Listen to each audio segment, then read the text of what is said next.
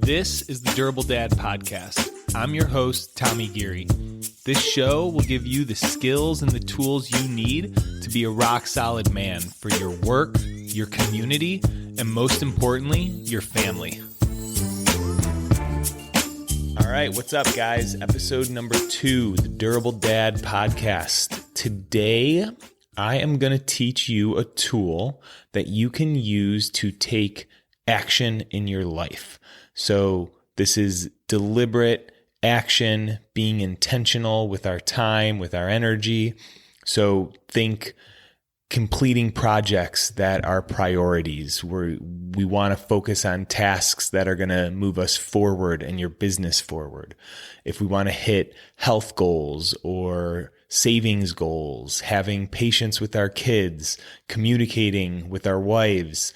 This tool, it's called the Thinking Cycle, and it's a framework to show us why we behave the way we do.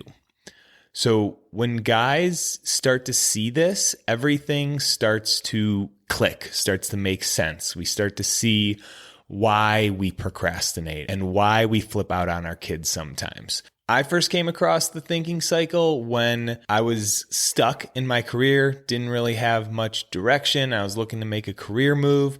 We had our 1-year-old daughter, and this tool really helped me get clear on what my goals were, how to manage my time. It showed me what was in my control and what was outside of my control. So super powerful. Let's run through what it is, and then we'll see how we can put it to use.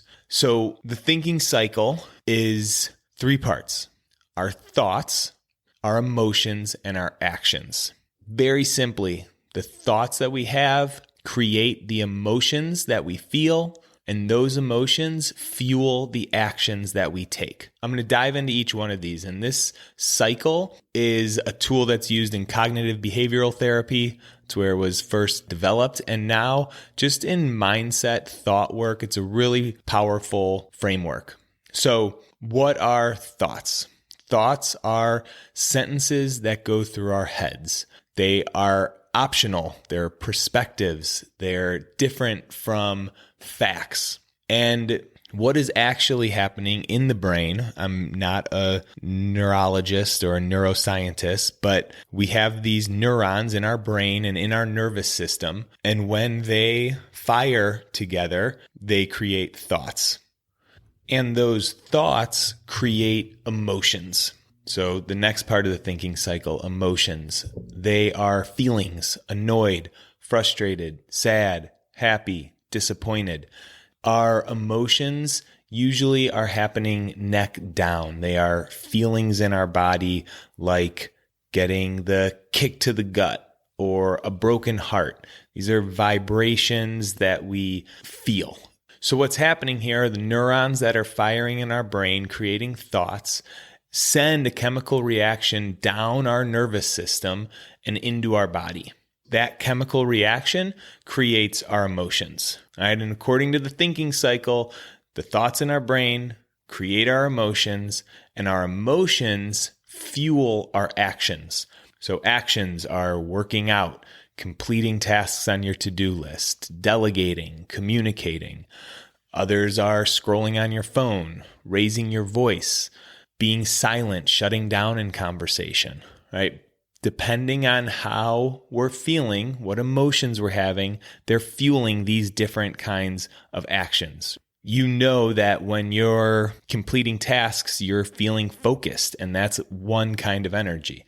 When you're scrolling on your phone through Instagram, you're feeling distracted or zoned out, a different type of emotion. So these are all actions. Another type of action is overthinking, ruminating on the past or worrying about the future. Those are actions as well. So Thinking Cycle, our thoughts in our brain create our emotions in our body, and those emotions fuel the actions that we take or the inactions that we don't take, like procrastinating and not doing work. So what we're looking at here with the Thinking Cycle is if we want to start creating new habits, breaking old habits, going after some goals.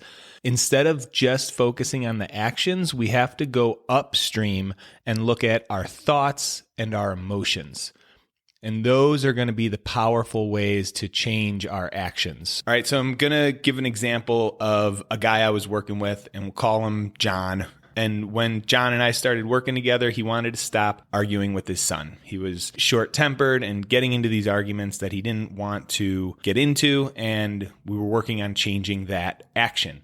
So we dove into one incident, and it was a Tuesday night dinner, just a normal family dinner. Everyone's eating, and John's son gets up from the dinner table and walks away, and everyone else is still eating. John asked his son to sit back down. His son said he's done with dinner, and John raises his voice. He yells at his son, "Sit down right now."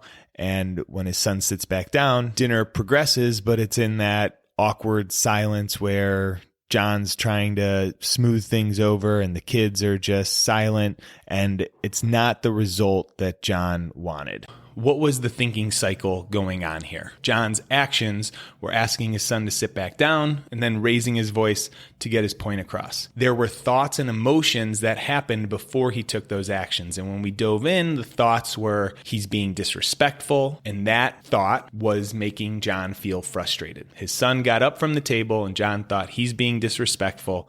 He started to feel frustrated, and that emotion created his actions to raise his voice. Now, the first step in changing and shifting our thinking cycles are acknowledging and separating out thought from fact. A fact is something that we can all agree on, and a thought is an opinion, an optional sentence in our head. The fact in this incident was that the son got up from the dinner table and not everybody was finished eating. If anyone was standing in the room, we could all observe that fact. The thought is he's being disrespectful. That's John's interpretation and opinion of the fact. So we looked at other incidences. His son had a super messy room. There were clothes all over the floor. Clothes all over the floor, fact. He's a slob. He has a super messy room, thoughts. Fact is his son was starting his homework at 9 p.m. Thought is that he's being irresponsible with his time. And so you can start to see that the facts were being interpreted by John as his son's doing it wrong. And that's going to create conflict. John's going to try to change his son when he thinks that he's doing it wrong. This example, as we continued to do the work and look at these examples, John started to see how critical he was being and how this critical eye was creating the arguments and was creating his actions. So once we kept doing this work, separating out thought versus fact and exploring where these thoughts are coming from, John could start to see when it was appropriate to lay off his son a little bit, where he could see his son's actions and then create this space to decide how he wanted to interpret it. This is different, separating out thought versus fact, than just telling ourselves, I'm going to stop arguing. I'm going to have more patience. If we just keep telling ourselves what we need to do, it's not going to get us anywhere. This is what the thinking cycle helps us work with. Separating out the facts that happen outside the cycle with our thoughts, emotions, and actions, which we can control in the cycle. It's important to have a plan, but our thoughts and emotions are what will determine whether we execute that plan or not.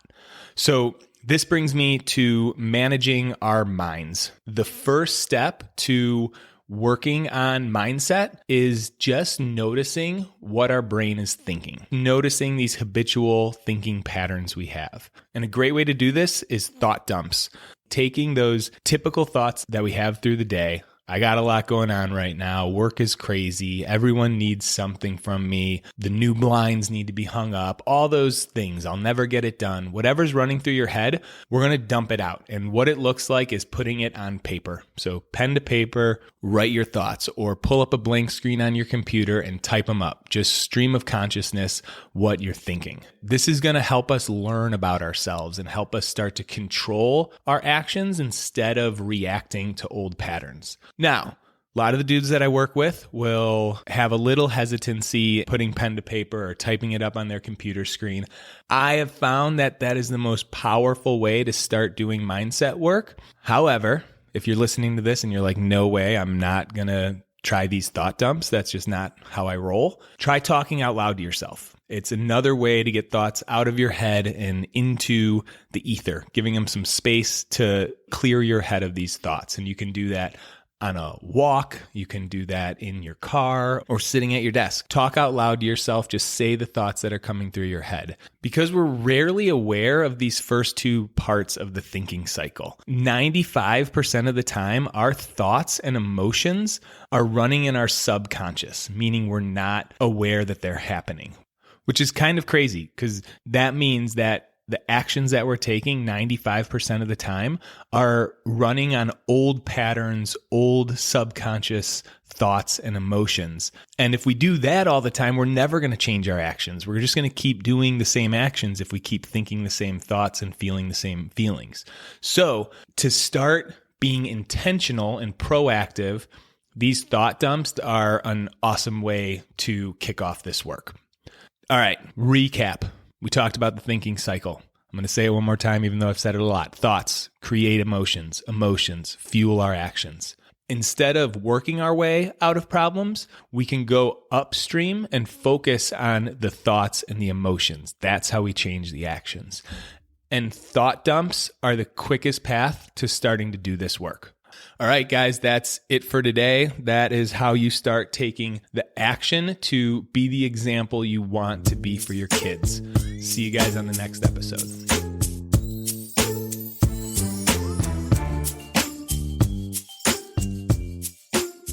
All right, before you take off, what is your big challenge for 2026?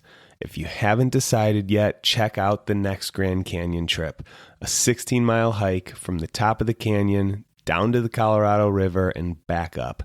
This is the kind of challenge that's going to push you into a higher gear.